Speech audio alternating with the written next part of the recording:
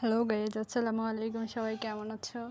আজকে আমি তোমাদেরকে দেখাবো বেগুন আলু কচু দিয়ে ছোট মাছ রান্না। এখানে আমি বেগুন আলু কচুটাকে ছোট ছোট করে কেটে নিয়েছি, দেখতে পাচ্ছ। আর এখানে নিয়ে নিয়েছি আমি কয়েকটা ছোট মাছ,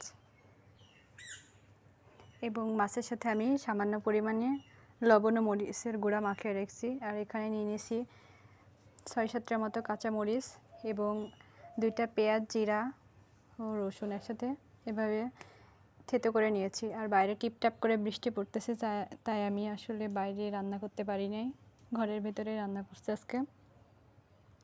টিপটাপ সকাল থেকে আমাদের এখানে বৃষ্টি হচ্ছে। এবার আমি কড়াইয়ের মধ্যে পরিমাণ মতো সরিষার তেল দিয়ে দিয়েছি। তেলটা গরম হয়ে গেলে আমি সে থেতো করা পেঁয়াজ, রসুন, জিরা ও কাঁচামরিচগুলো দিয়ে দিচ্ছি। আর আমি যেহেতু সরিষার তেল দিয়ে রান্না করি, খাঁটি সরিষার তেল বলে এটা এভাবে এত ইয়ে হয়ে যাচ্ছে, ফেনা ফেনা হচ্ছে। আমি এগুলো ভালো করে নেড়ে নেব। আজকে আমি একদম অন্য স্টাইলে রান্নাটা করতেছি। আমি মাছটা ভাজবো না, ছোটো মাছ বলে। এর মধ্যে আমি বাদবাকি উপকরণগুলো একে একে দিয়ে দিব। দিয়ে দিলাম স্বাদ মতো লবণ, দিয়ে দিলাম 1/2 চামচ মতো হলুদের গুঁড়ো, 1 চামচ ধনিয়ার গুঁড়ো। আবারও ভালো করে মিশিয়ে নেব।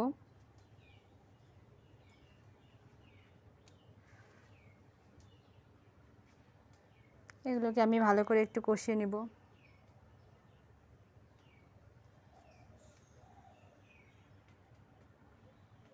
তোমরা কে কে সরিষার তেল দিয়ে রান্না করো আমাকে কমেন্ট করে জানাবে।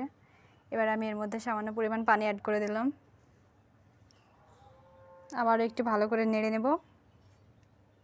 এবার আমি সে কেটে রাখা সবজিগুলো এর ভিতরে দিয়ে দিচ্ছি। এবার একটু ভালো করে নেড়ে চেড়ে মিশিয়ে নেব এবং কষিয়ে নেব।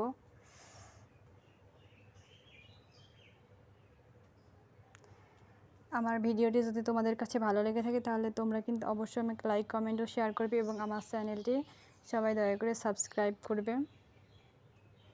পাশে থেকে বেল বাটনটি ক্লিক করবে। আমি এবার এর মধ্যে দিয়ে দিলাম পানি। আবার একটু নেড়ে নেব।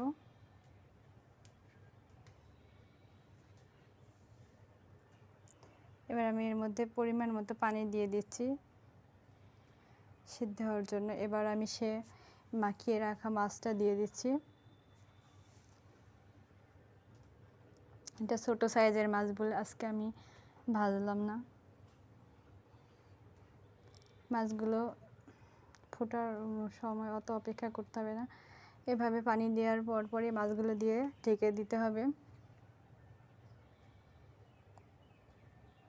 দেখতে পাচ্ছ আমার চুলার আঁচটা আমি কেমন করে দিয়ে রাখছি, হাই হিটেও না, মিডিয়াম টু লো। এই যে আমার তরকারিটা ফুটতেছে, দেখতে পাচ্ছ তোমরা। একটু নেড়ে দেবো হালকা করে।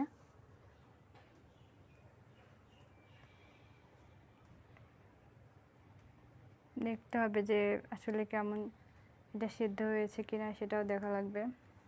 আমাদের রান্নাটি হয়ে গেছে, দেখে বুঝতে পারতেছো কত সুন্দর লাগতেছে কালার।